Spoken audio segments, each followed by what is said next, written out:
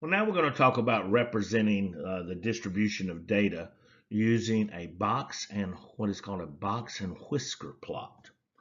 And so here on the screen, we see three box and whisker plots. And so why do they call it a box and whisker plot? Well, let's look at this one that is symmetric.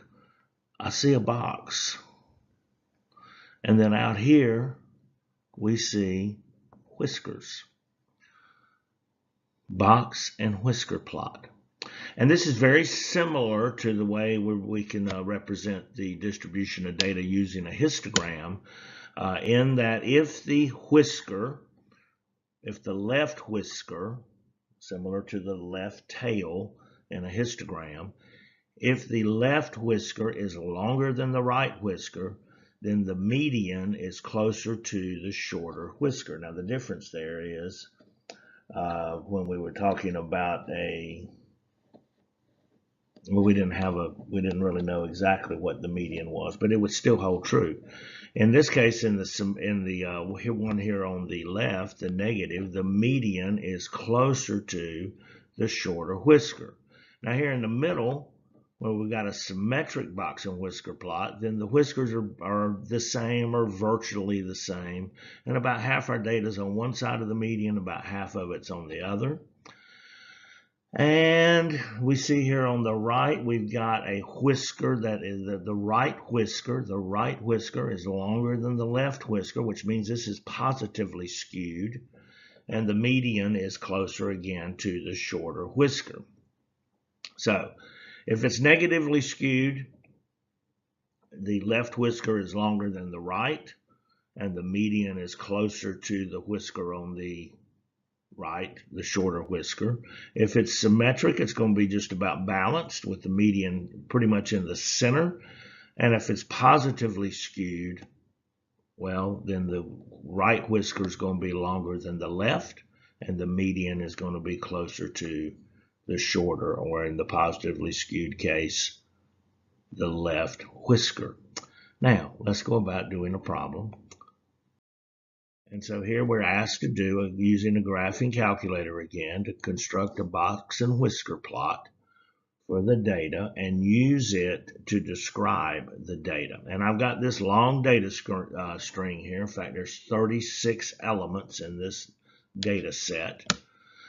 And we are going to then move to the graphing calculator, and we are going to construct a box and whisker plot and describe the distribution. You ready? I can't wait. All right, we're over here on our TI-84 calculator, and I'm going to clear this history. This history is where I entered this data. I've gone ahead and entered the data that we saw on the previous screen, and I've got 36 elements in the data. I'm going to scroll up here all the way to the top. And so don't have to scroll up all the way to the top, but I got 36 elements. I'm going to clear this history just so it doesn't look quite as messy. All right. Now, I want to make sure my stat plot's on and that I've got the box and whisker plot selected. So I'm going to go second y equals, which is stat plot. I can see that it's off right now, so I want to hit enter.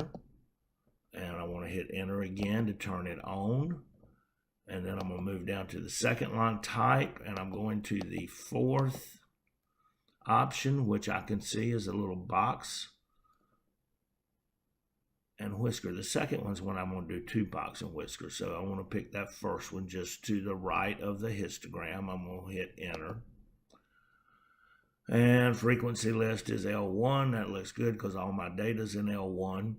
And so now I'm going to go zoom stat number 9, and let's see what comes up. And so here I've got a nice little box and whisker plot, and the whisker to the left is longer than the whisker to the right, and then this little line right here in the middle indicates where the median is.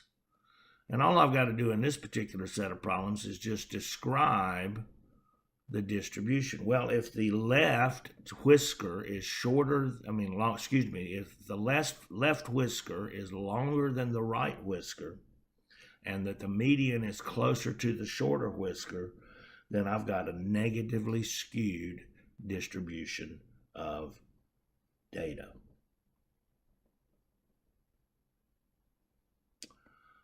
Ah, yes, don't we love to practice? I love learning new things, don't you?